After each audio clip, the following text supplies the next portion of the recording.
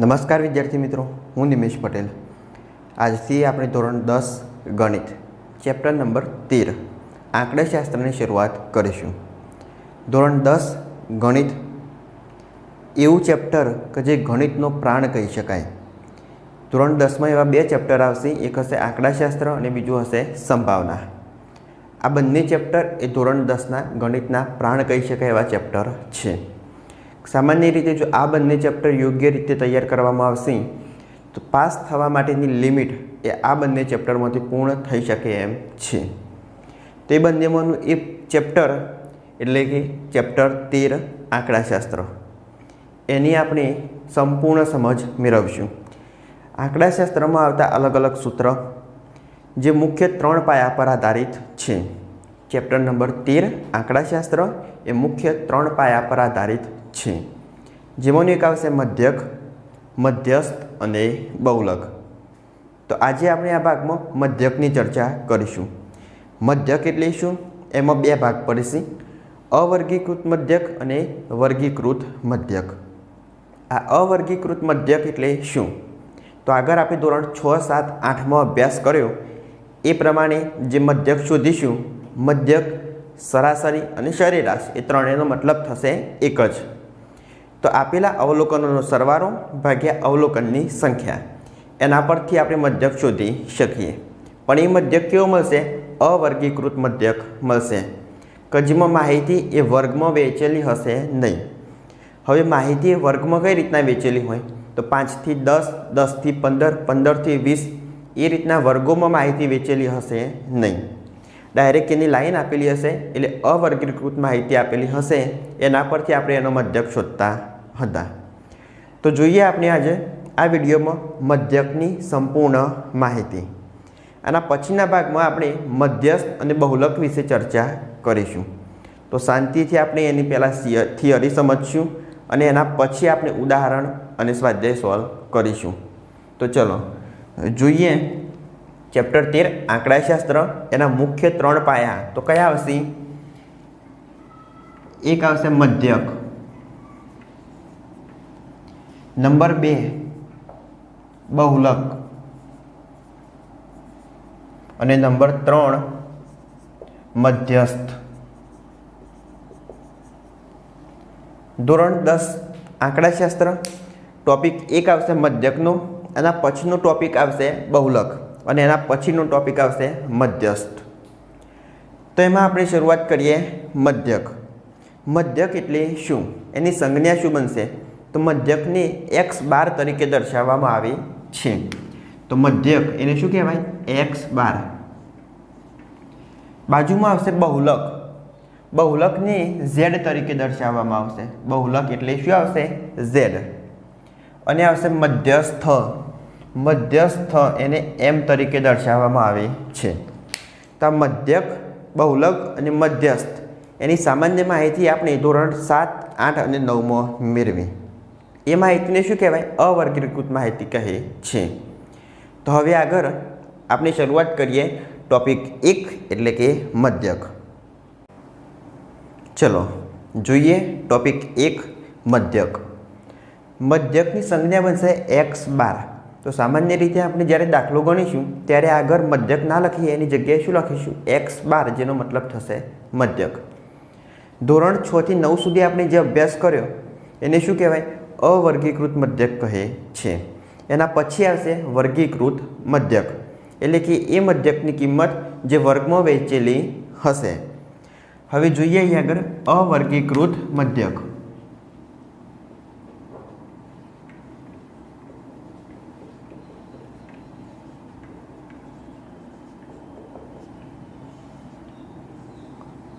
અવર્ગીકૃત મધ્યક એટલે શું?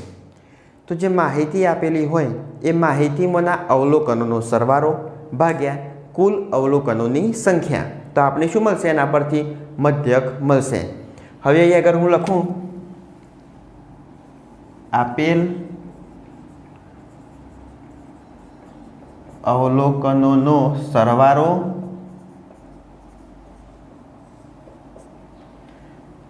ભાગ્યા તે અવલોકનની સંખ્યા એના પરથી શું મળશે તો અવર્ગીકૃત મધ્યક મળે છે. એક્ઝામ્પલ તરીકે જોઈએ આપણે 1 3 5 7 9 અહીં આગળ જુઓ અવલોકનો આપેલા છે 1 3 5 7 અને 9 નો મધ્યક શોધો. આ બેઝિક પ્રકારના દાખલા છે. તમે મધ્યક શોધવાની અને શીખવાની શરૂઆત કરો તો અહીં આગળથી એની શરૂઆત થાય. જો તમે ધ્યાનથી ધોરણ 6 થી 9 સુધી અભ્યાસ કરેલો હોય તો આ દાખલા તમને આવડશે. કઈ રીતના શોધી શકાય? અવલોકનોનો સરવાળો, તો આગળ લખીએ મધ્યક x12 બરાબર અવલોકનનો સરવાળો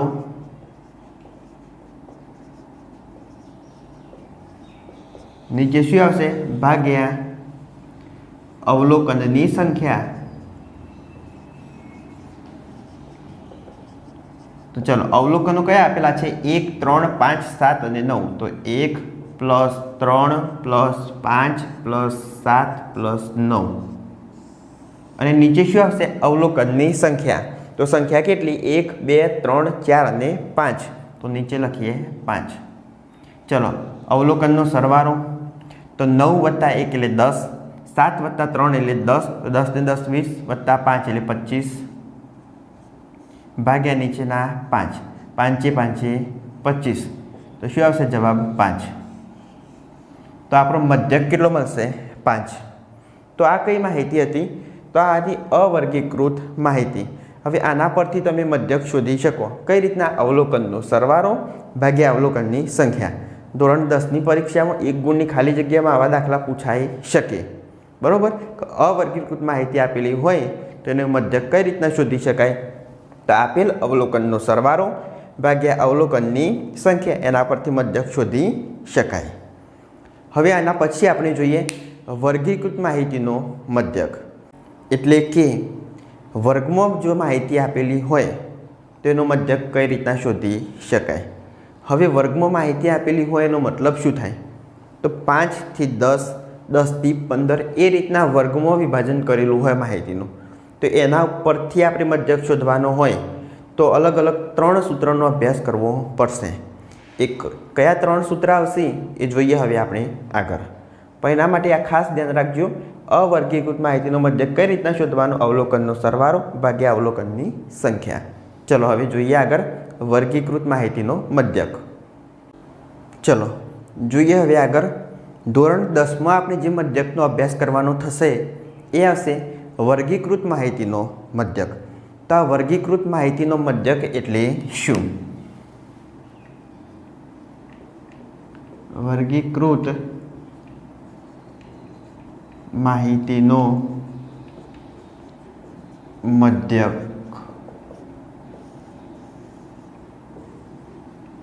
વર્ગીકૃત માહિતી એટલે આ રીતના વર્ગ પ્રમાણે આપેલી હોય 10 થી 20, 20 થી 30, 30 થી 40, 40 થી 50. તો આ રીતના વર્ગમાં માહિતી આપેલી હોય. કોઈ નિશ્ચિત અંક ના આપેલો હોય. આપણે આગળ જોયું અવર્ગીકૃત માહિતીમાં શું આપેલું હતું? વર્ગ આપેલા હતા, સંખ્યા હતી 1 3 5 7 9. એમાં એક નિશ્ચિત સંખ્યા હતી. આમાં નિશ્ચિત સંખ્યા ના આપેલી હોય, એનો વર્ગ આપેલો હોય. હવે આ વર્ગની વચ્ચેની આપણે નિશ્ચિત સંખ્યા શોધી અને આ માહિતી પરથી આપણે એનો મધ્યક શોધવાનો થશે. તો એ આવશે વર્ગીકૃત માહિતીનો મધ્યક. તો આ વર્ગ પરથી આપણે માહિતી શોધશું તો આના માટે અલગ અલગ 3 સૂત્ર આવશે. એ 3 સૂત્ર પરથી આપણે મધ્યક શોધી શકીએ. તો એ 3 સૂત્રો ખાસ ધ્યાનથી તૈયાર કરવા. એના પછી આગળ આપણે અલગ અલગ કોઠા બનાવવાના થશે અને કોઠા પરથી કિંમત મૂકી અને દાખલાનો જવાબ લાવી શકાય.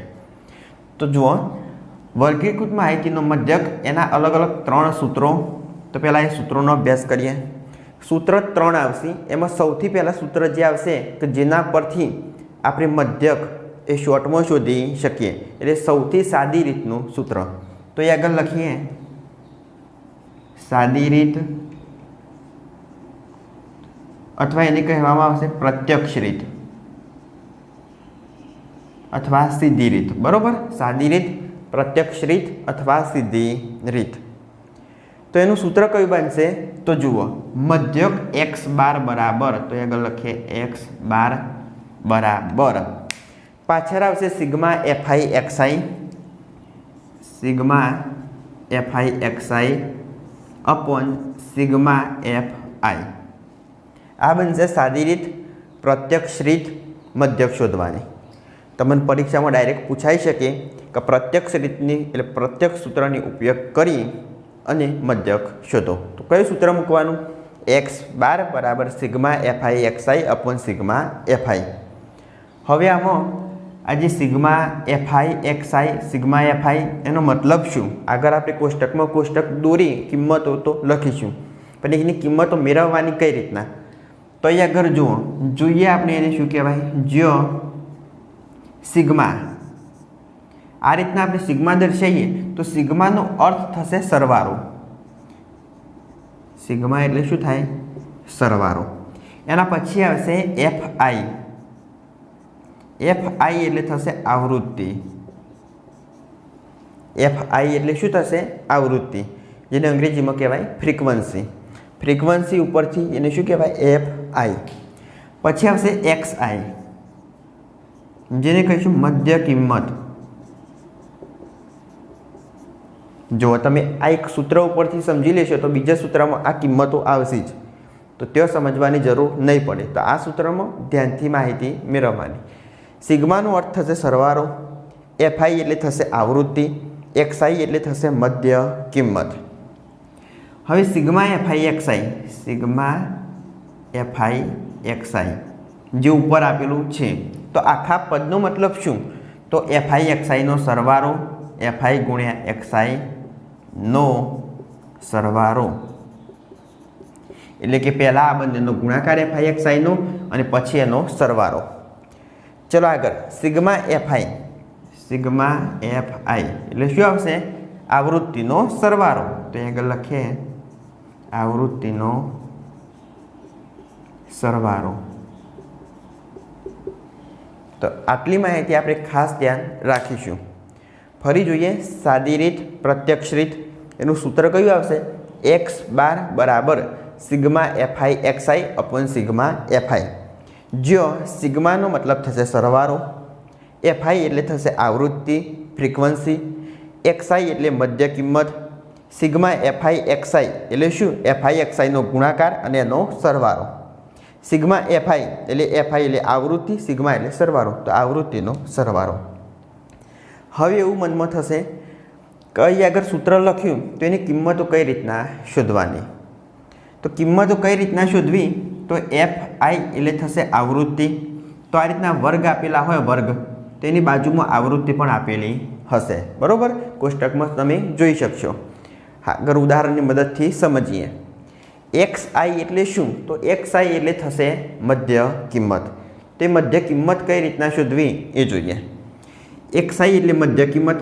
મધ્ય કિંમત મળશે આપણે આ વર્ગ પરથી. વર્ગ એટલે શું?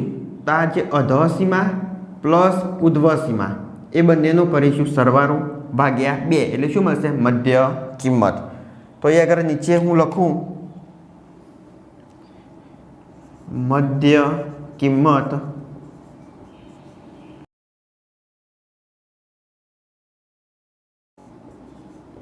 અધઃસીમા પ્લસ ઉધ્વસીમા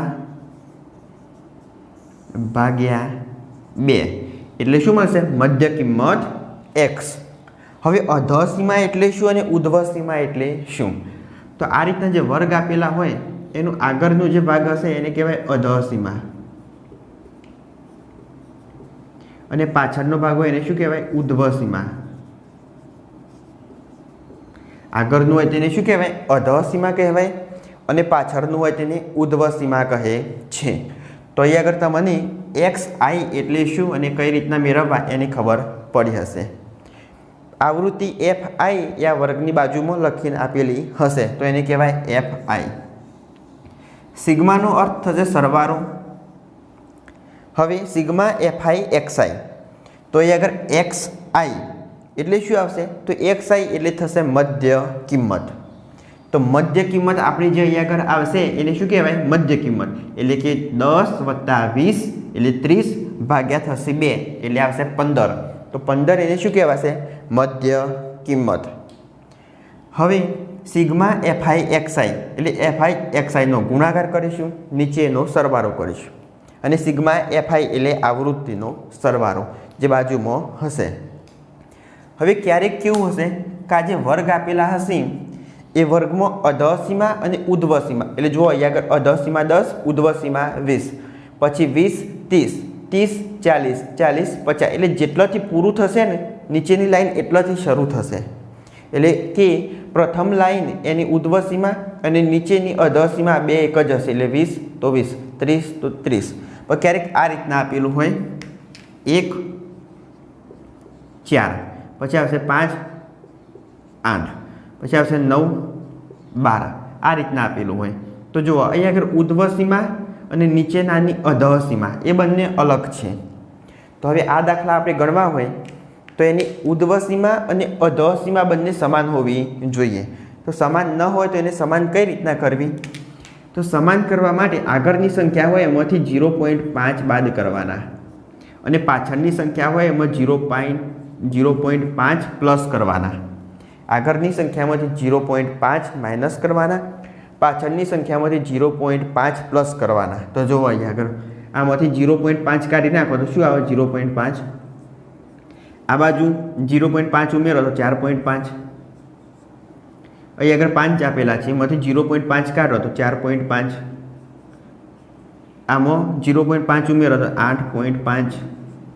આમાં 0.5 કાઢી નાખશો તો 8.5. આમાં 0.5 ઉમેરો તો 12.5. તો જુઓ અહીં આગળ 4.5 તો નીચે પણ શું આવશે? 4.5. પછી અહીં આગળ 8.5 તો નીચે પણ 8.5. એટલે અધઃસીમા અને ઉર્ધ્વસીમા કેવી થશે? સમાન થશે.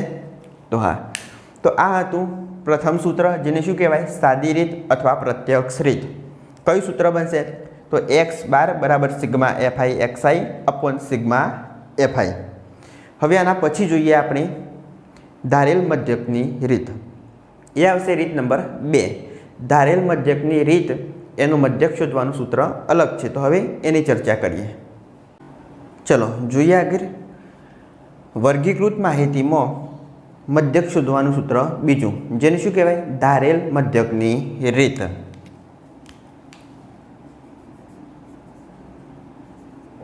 ધારેલ મધ્યકની રીત. આ ધારેલ મધ્યકની રીત એનું કયું સૂત્ર બનશે મધ્યક શોધવા માટે? તો x બાર બરાબર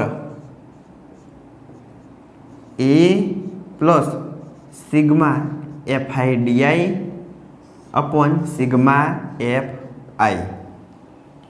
હવે જુઓ પેલામાં શું હતું? આગળ આપણે પ્રત્યક્ષ રીતે અભ્યાસ કર્યો એમાં તો sigma fi xi upon sigma fi. જ્યારે આમાં ધારેલ મધ્યકની રીત, ધારેલ એટલે આપણે એમાં એ ધારવાનો થશે. તો મધ્ય કિંમત જે મળશે xi, તો xi વાળા ખાનામાં આપણે એ ધારવાનો થશે. તો એને શું કહેવાય? ધારેલ મધ્યકની રીત. તો સૂત્ર થશે x બાર બરાબર a plus sigma fi di upon sigma fi. જો સિગ્મા એટલે થશે સરવાળો, fi એટલે થશે આવૃત્તિ. તો હવે જોઈએ a. તો એ બરાબર શું આવશે? તો ધારેલ મધ્યક.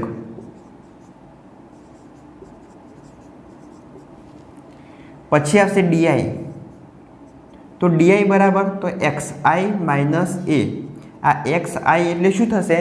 તો મધ્ય કિંમત થશે ને. આપણે આગળ જોયું xi એટલે મધ્ય કિંમત. એમાંથી આપણે જે એ ધારેલો હોય એ જ લાઈનમાં એ ધારવામાં આવશે મધ્ય કિંમતની લાઈનમાં. તો એમાંથી એ બાદ કરીશું તો એ રીતના મળશે આપણે di. પછી સિગ્મા fi એટલે આવૃત્તિઓનો સરવાળો, જેની આગળ ચર્ચા આપણે કરી. સિગ્મા fi આવૃત્તિઓનો સરવાળો, જેની n તરીકે પણ દર્શાવવામાં આવે છે. તો એ આગળ લખીએ સિગ્મા fi, જેને શું કહેવાય? આવૃત્તિનો સરવાળો, જેને શું કહેવાય? n તરીકે દર્શાવાય છે. તો આ ખાસ ધ્યાન રાખવું. તો આ હતી ધારેલ મધ્યકની રીત. સૂત્ર કઈ રીતના યાદ રાખવું? ધારેલ મધ્યકની રીત એટલે કંઈક ધારવું. શું ધારવાનું? એ. તો x બાર બરાબર a plus sigma fi di upon sigma fi. તો એ બનશે ધારેલા મધ્યકની રીત. એમાં શોધવાનું થશે di. તો di કઈ રીતના શોધવાનું? di બરાબર xi માઇનસ a. xi એટલે xi એટલે મધ્ય કિંમત. મધ્ય કિંમતના ખાનામાં આપણે એ ધારીશું, તો એમાંથી એ બાદ કરીશું એટલે મધ્ય કિંમત એમાંથી બાદ કરતો શું મળશે? di. તો એ ખાસ ધ્યાન રાખવું. આ હતી ધારેલ મધ્યકની રીત. પછી આના પછી નીચે જ લખું પદ વિચલનની રીત. કઈ આવશે હવે? ત્રીજી પદ વિચલનની રીત.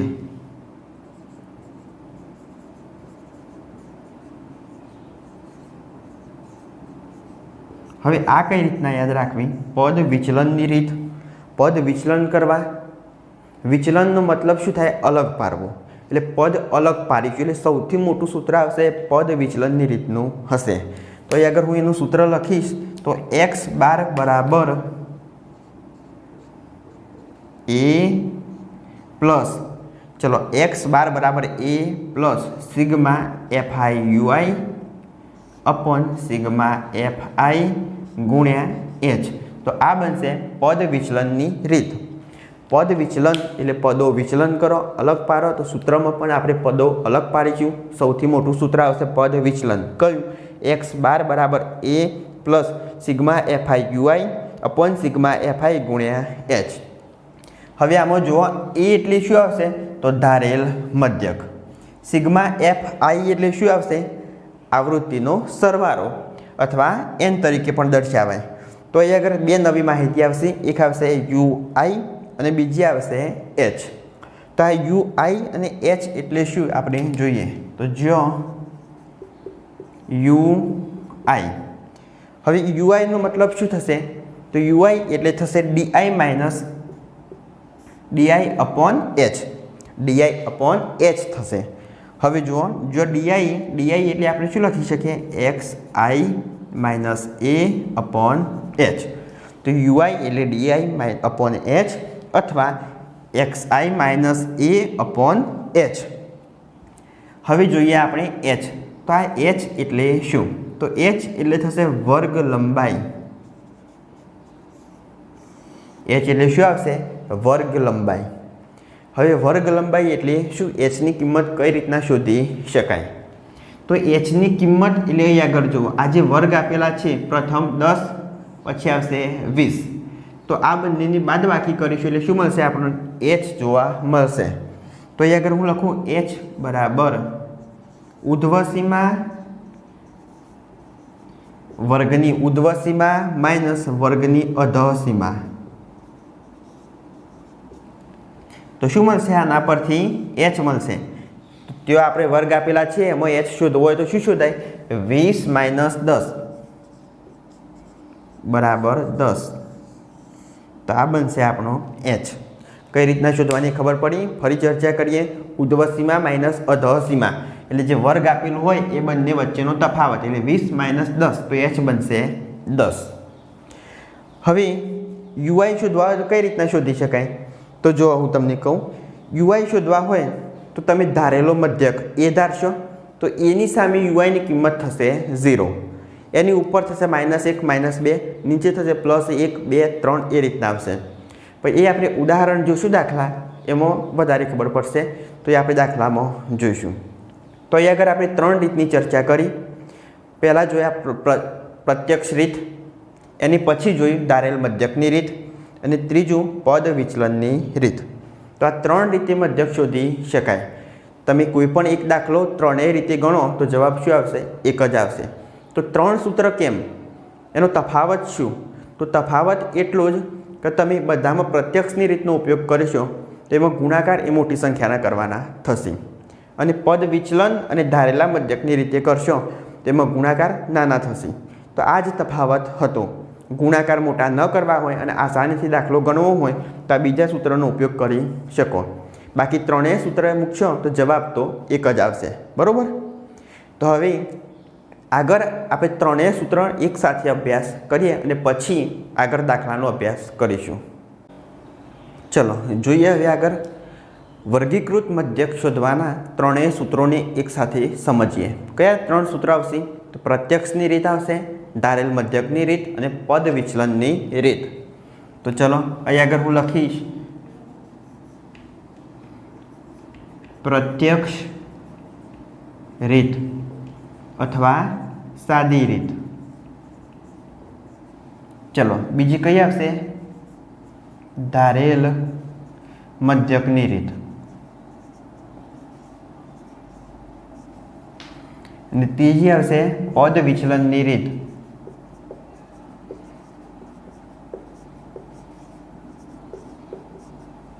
આ ત્રણેય રીતનો આપણે સાથે અભ્યાસ કરીએ. પ્રત્યક્ષ રીત અથવા સાદી રીત સૌથી સાદી રીત હોય તો તે ગણતરી પણ એકદમ કેવી આવશે? સહેલી આવશે. પણ હા, ક્યારેક મોટી રકમ આવી જાય તો ગણતરી કરવી અઘરી પડશે. તો શું ઉપયોગ કરવાનું? બીજી રીતનો ઉપયોગ કરીશું. તો ચલો પ્રત્યક્ષ રીત સાદી રીત મધ્યક માટે તો x બાર બરાબર sigma fi xi upon sigma fi. x બાર બરાબર sigma fi xi upon sigma fi. બરાબર. હવે એની માહિતી લખી દઈએ આપણે. જો સિગ્મા એટલે થશે સરવાળો. શું થાય? સરવાળો. fi એટલે થશે આવૃત્તિ એટલે કે ફ્રીક્વન્સી. xi એટલે મધ્ય કિંમત. સિગ્મા fi xi એટલે fi ગુણ્યા xi નો સરવાળો અને સિગ્મા fi એટલે આવૃત્તિનો સરવાળો.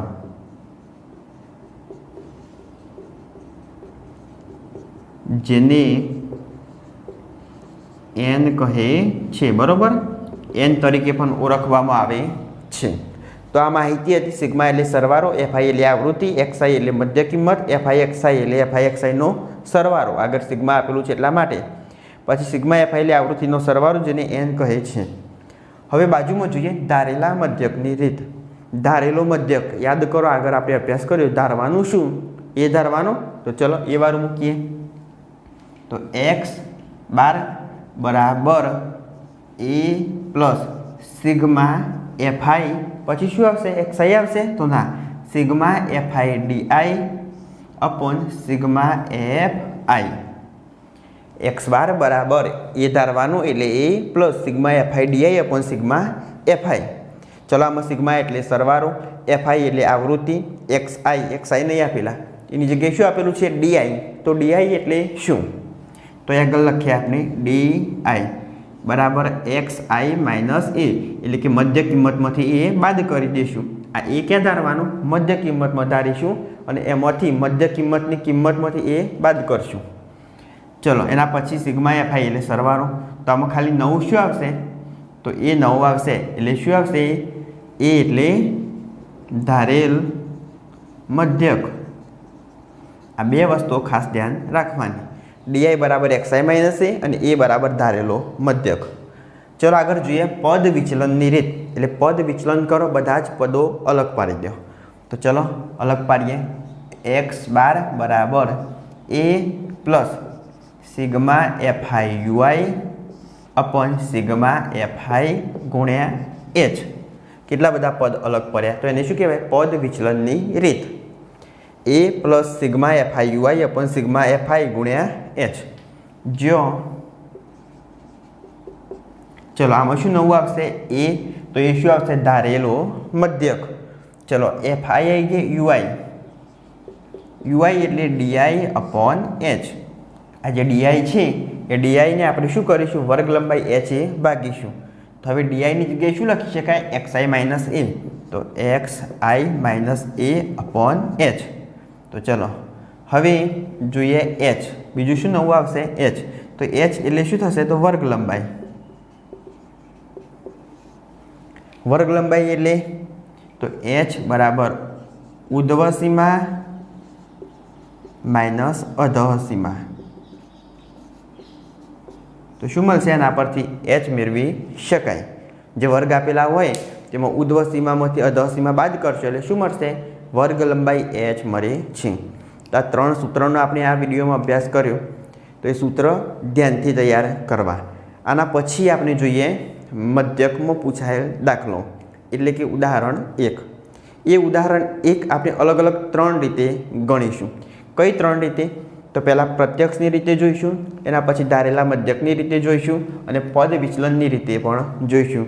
શું ત્રણેયમાં જવાબ એક આવે છે કે અલગ? તો એ ચેક કરીશું. તો વિડીયો ગમ્યો હોય તો લાઈક કરો, શેર કરો, ચેનલને સબસ્ક્રાઈબ કરો. ત્યાં સુધી જય હિન્દ, જય ભારત.